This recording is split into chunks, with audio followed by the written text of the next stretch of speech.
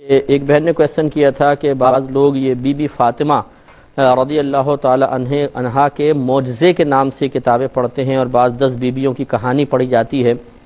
اور ارادہ یہ ہوتا ہے کہ اس کو پڑھیں گے تو اس سے برکت ہوگی اور مشکلات وغیرہ حل ہو جائیں گی، تو اس کا پڑھنا کیسا ہے؟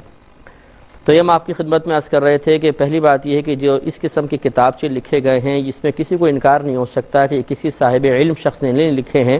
بلکہ اس کے لکھنے والے کا نام تک نہیں معلوم، مجہول شخص نے لکھے ہیں۔ اور ہمارے مطالعے کے مطابق جس کسی نے لکھنے کی کوشش کی ہے اس نے ویسے تو خاندان رسالت کی عزت اور عظمت بڑھانے کی کوشش کی ہے، لیکن معاملہ یہ ہوتا ہے کہ جب کسی غیر عالم کے ہاتھ میں قلم آ جائے تو وہ اچھے قصد و ارادے سے بھی کام کرے تو بسا اوقات الٹا ہی کام کر دیتا ہے، جس کو یوں کہا جائے کہ نادان دوست سے دانا دشمن بہتر ہے، ایسا ہو جاتا ہے۔ تو اس میں بی بی فاطمہ رضی اللہ تعالی عنہا کا جو لکھا ہے کہ معجزہ، پہلی بات یہ کہ معجزہ صرف نبی سے صدور پذیر ہوتا ہے، غیر نبی سے تو ہوتا ہی نہیں ہے،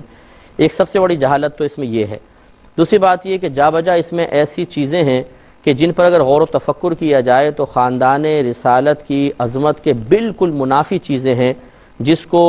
پڑھ کر یقینی سی بات ہے کہ ایک شخص کا ایمان متزلزل ہو سکتا ہے۔ اس میں بہت ساری بے ادبیاں نادانستہ یا دانستہ طور پہ کسی نے لکھ دی ہیں، تو ہماری گزارش یہ ہے کہ اس قسم کی کتابچے جن کے لکھنے والے کا پتہ نہیں اور علمی لحاظ سے اونچ نیچ بھی لوگوں کو معلوم نہیں ہوتی ہے، تو وہ عقیدت کے اندر ایسی باتیں پڑھ دیتے ہیں جو خود عقیدت کے خلاف ہوتی ہیں، تو اس سے بہتر ہے کہ ان کو ترک کیا جائے اور قرآن عظیم پڑھا جائے۔ قرآن عظیم ایک ایسی کتاب ہے جس میں شک کی کوئی گنجائش نہیں ہے۔ اگر آپ کو مشکلات کا حل چاہیے، آپ کو برکت چاہیے، آپ گھر میں قرآن مجید پڑھیں اور پڑھنے کے بعد اللہ تبارک و تعالیٰ کی بارگاہ میں دعا کریں، انشاءاللہ دیکھیں آپ کی مشکلات کیسے حل ہوتی ہیں۔ تو اس قسم کے کتابچوں کو ہرگز نہ پڑھا جائے۔ ان میں نے جیسے کہ آپ کو عرض کیا کہ بہت ساری ایسی باتیں لکھی ہیں کہ جو خاندان رسالت کی عظمت کے بالکل خلاف باتیں ہیں، تو ان کو ترک کیا جائے۔